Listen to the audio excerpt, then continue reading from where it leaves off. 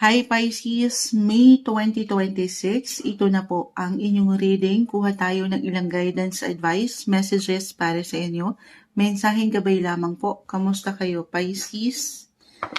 Narito na tayo, buwan ng Mayo. Ano nga asahan ng mga taong ito?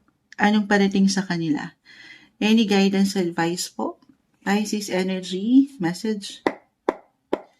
Anong kailangan marinig ng mga Pisces? Mensaheng gabay po para sa kanila this month. Pisces. Guidance, advice.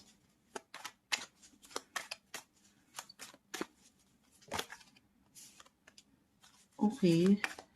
Mag-add lang muna tayo. Pisces, May 2026. Anong parating sa inyo? Any guidance po? Ayan na. Kumpul na sila, hindi natin pipigilan. Queen of Swords, Two of Swords, sandali ha. Isa-isahin natin guys. So tayo po ay general message. Siyempre pa, just only take what resonate pa rin. Okay. Medyo marami, sige. Bumagsak. Ang problema, paano natin mapagkakasya? 2 and 2. So, may ilang decisions, action, na for some, it could be a major big decisions. 2, actually right now, astrologically, marahil na-mention ko na yung 2, nag-highlight pa rin, nagbibigay diin ngayon ng inyong mga second house of income, money, si Mars, planet of energy. Kapag si Mars nasa second house, yes, merong pumapasok. Andyan yung enerhiya. May pumapasok na pera. At this is something guys ha, patuloy na nagmumula po. Second house, hard-earned income yan na matatawag. Something na patuloy na nanggagaling, nagmumula sa inyong pinaghihirapan, pinagsisikapan. Meron at meron papasok. Lalo pa kung patuloy nyo binibigyan ng proteksyon, ng energy, ang inyong posisyon, ang inyong trabaho. Okay. Pero kapag si Mars, si planet Mars, marahil kailangan ko nang mabanggit. Nakita ko kasi 2 and 2. Ay, nasa inyong mga income din. Sabi ko nga, may pumapasok at the same time, parang palabas din ng mga sitwasyon. On fire. Nag-iinit. Ito napaka-normal. May ilang gastusin, kailangan tugunan, harapin, and papasok tayo sa Gemini season, guys. Magbibigay din astrologically dito, marahil kailangan kong mabanggit ng inyong mga 4th house of home.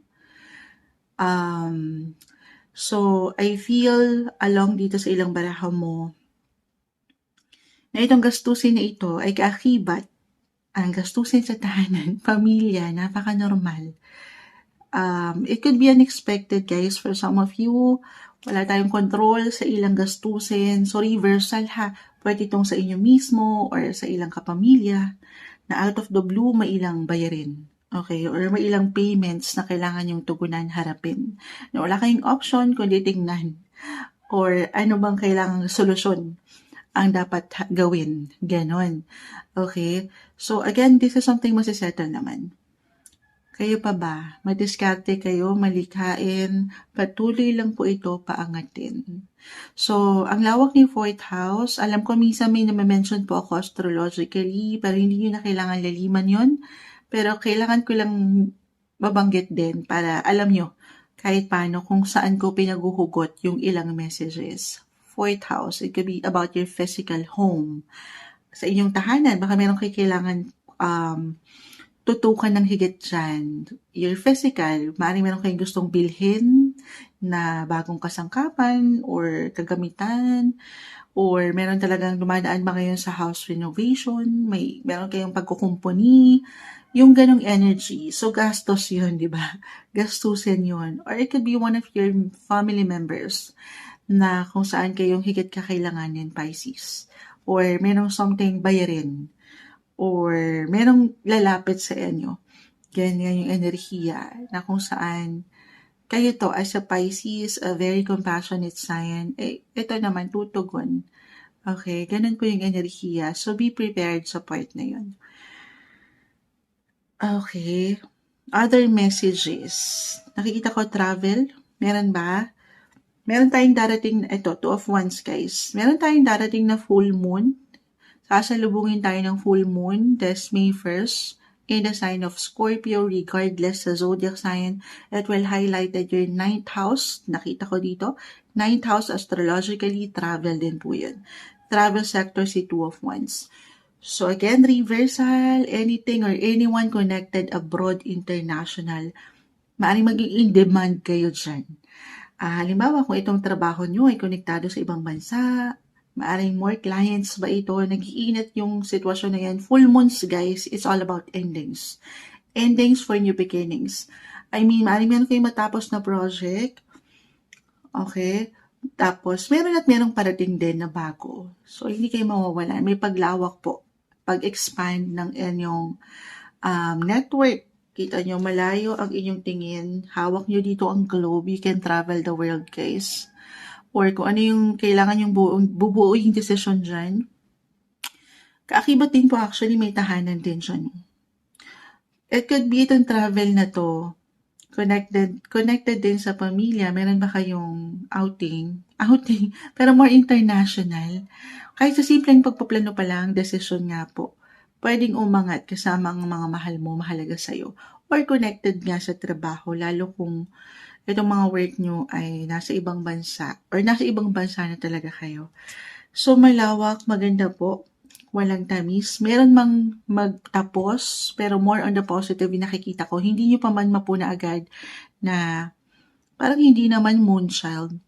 Ayan, lagi nyo lang isipin na merong dahilan ang mga bagay. And at the end of the day, para rin po yan sa higit nyong ikagugrow or patuloy na growth. Okay, samahan lang patuloy na dasal, guys. Si 9th house, connected din yan sa inyong mga faith, connected sa inyong religion, maging ano pa man yan. So, isentro nyo yan. Okay? Or talagang meron kayong ganapan pagdating sa inyong mga relihiyon. Tayo po ay general message. Maaring hilahin kayo ng inyong mga special na connection sa Kanya. Maging ano pa man ang faith. Okay? Parang meron kayong magustong bigyang diin sa part na yan. Or connected din, marahil kailangan kong mabanggit pagdating sa education, mga Pisces na nag-aaral ngayon or planong magbalik eskwela or mga estudyante na nakikinig ngayon. May magtatapos ba? Kasi full moon, again, full moon, it's all about endings or nagtapos na at haharap na sa mga bagong simula. New chapter, new beginnings. Yes po. Okay. Ganon yung energy, guys. Or for some na nasa LDR, long distance relationship, baka may ganap dyan na kung saan, once and for all, baka meron kayong kailangang buuin together para magkita na ba kayo or para buwakasan na itong salitang LDR sa pagitan nyo. Ganon ang enerhiya. Moving forward po yung energy, lalo kung natatagalan ng inyong mga knight in shining armor. The Knight of Cups, the Page of Cups, na pag-worry na. Stay optimistic lang, guys. Alisin yung pag-worry. I-release yung ilang negativity and go with the flow sa energy. Okay? I see na maging ano naman kayo. Positive lang. Okay? Maybe yung pinaka-advice. Long-term plans kung kinakailangan. Magplano para mas magampanan nyo ng nasa balance yung mga sitwasyon, gawin yun. Okay, take it easy, take everything one day, one step at a time, Pisces. 7-7. Okay, connected din sa relasyon or pagdating sa inyong mga partner na matatawag. I see abundance, i-claim natin ito ha. Kaya naman minsan may ilang difficulty pa rin at minsan hindi maiwasan yung ilang struggle, lalo pa sa ilang aking nabitawan na i-share sa inyo pamilya, ilang bayarin, gastusin. Pero patuloy kayong looking forward, nagsusumikap. Merong gustong ma-achieve, patuloy na naniniwala sa mga bagong simula. Maybe yun yung pinaka-advice rin. Okay. Ganito yung enerhiya. Patuloy lang kayo maging bukas na meron pa kayong pwedeng madiskubre ng mga bagong lugar, bagong tao, or madiskubre na bago sa inyong sarili. Huwag kayong ma-stuck sa isang situation, buksan nyo lang palagi ang inyong mga mata kasi nakapiring kayo dyan. Ayan. Kahit na feeling nyo wala na or hindi na, for some I feel na napanghihinaan ng kalooban ngayon, stay positive. Positive lang tayo. Alam ko madaling sabihin, pero I see brighter pa. Okay? Habang may buhay, ganun talaga yung energy. Habang may buhay, may pag-asa. Alam niyo, note to self din kay Moonchild to. Since I have my moon in Pisces, ipasok na natin si Moonchild, nakijoin. Pero stay optimistic at magtulog. I feel for some of you, ayan o, na pag-aalala sa ilang ganapan na ito na hindi nagiging madali. Pray lang natin, let go nyo to. Itong worries na to, let go of control and let God, okay?